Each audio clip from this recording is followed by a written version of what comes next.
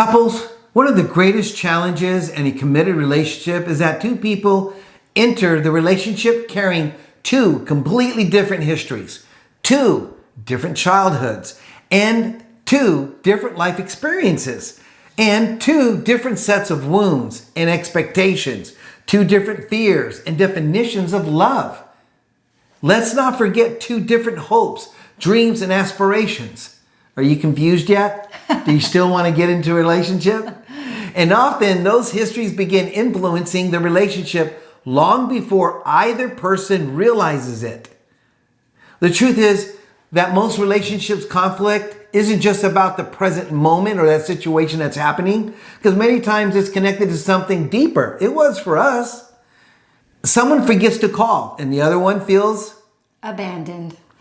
Not because of the phone call itself, but because abandonment already exists. Somewhere in their history, a disagreement occurs and the other person becomes defensive. Not because of the disagreement, but because criticism triggers something much older. This is why understanding the influence of the past is so important, because if you're not careful, we start responding to our spouse and partner through the lens of our previous experiences instead of our current reality. And that's dangerous and it's hurtful. And your spouse or partner should not even have to pay for every mistake someone else made or the hurt that you had in your past. Yet many relationships spend years trapped, right? I call it the crazy cycle, created by wounds that were never properly addressed. Relationships have a way of exposing things we didn't even realize were affecting us still. It reveals our insecurities, fears, expectations, emotional habits, and sometimes that's uncomfortable. I know there have been times for us where adversity has exposed things that we needed to work on, both individually and together. And when we were recovering from being stabbed during a home burglary, life became incredibly difficult. We weren't just dealing with the physical recovery, which took a long time. We were also dealing with the trauma and fear, our responsibilities that continued on, the financial concerns that were overwhelming us, and the emotional exhaustion. And all of that pressure revealed things inside both of us that needed our attention. Our marriage wasn't failing, but life was revealing areas that still needed to be healed. Hard seasons have a way of bringing hidden things into the light. And while that's uncomfortable, it's very necessary, because what gets revealed in the light can finally be repaired. Mm-hmm. One of the biggest breakthroughs in our relationship happens when we stop asking the question, what's wrong with my spouse? What's wrong with you? And start asking, what is my part in this? Oh, I love that even better. That's completely different thought process and mindset, isn't it? Absolutely. Okay, because growth begins when we become curious about our own reactions. Why did what she did bother me so much? Why am I reacting this way in this situation? You know, why does this trigger such a strong emotional response? Why do I keep repeating the same patterns? You know, self-awareness changes everything. And if a relationship is going to become a mature relationship, this is a requirement, because we weren't very mature when we first met. What? Right? Just like growing up, we had to learn how to have a mature relationship in order to survive, to grow, to connect, and get time together. It's a requirement, because healthy relationships, or wanting healthy relationships, aren't built by two perfect people. They're built by two people who want to build a life. Imperfect people who want to build a life together. A must is to remain teachable, humble, and committed to your growth. One thing that I've learned is that unresolved pain has a way of showing up in unexpected places. People often think they're arguing about the dishes, the money, the schedules, parenting, communication. And sometimes they're actually arguing about feeling unseen, unappreciated, rejected, unsafe, or even unheard. That's why healing matters. And that's your individual responsibility.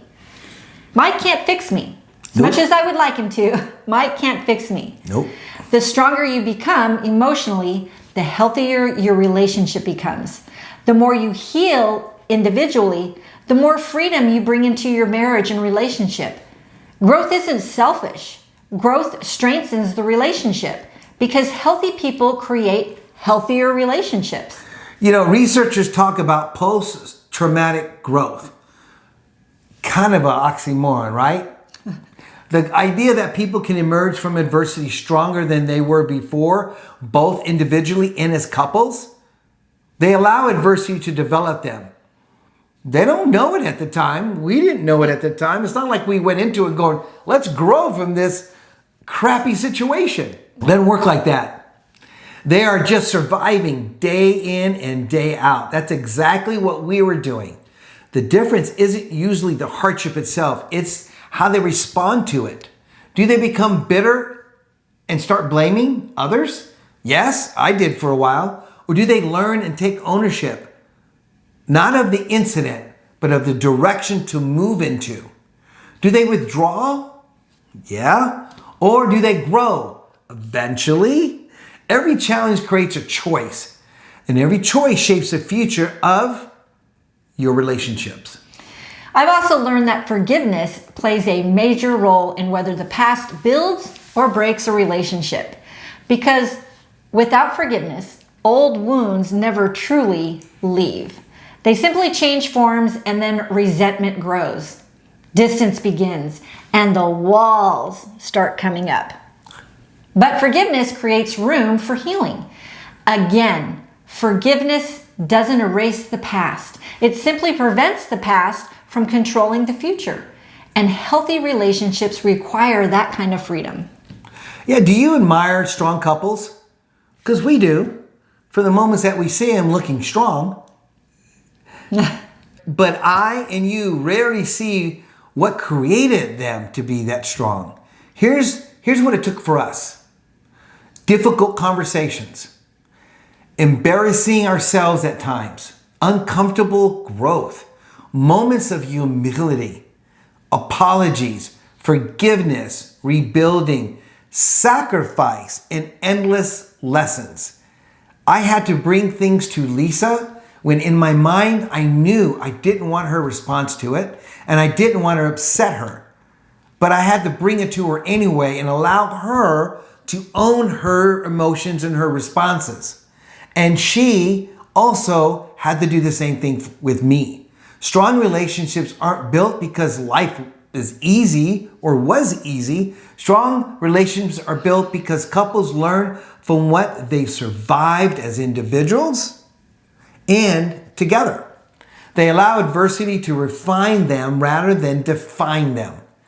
They keep the lessons that build the relationship and they release the change that hold them down.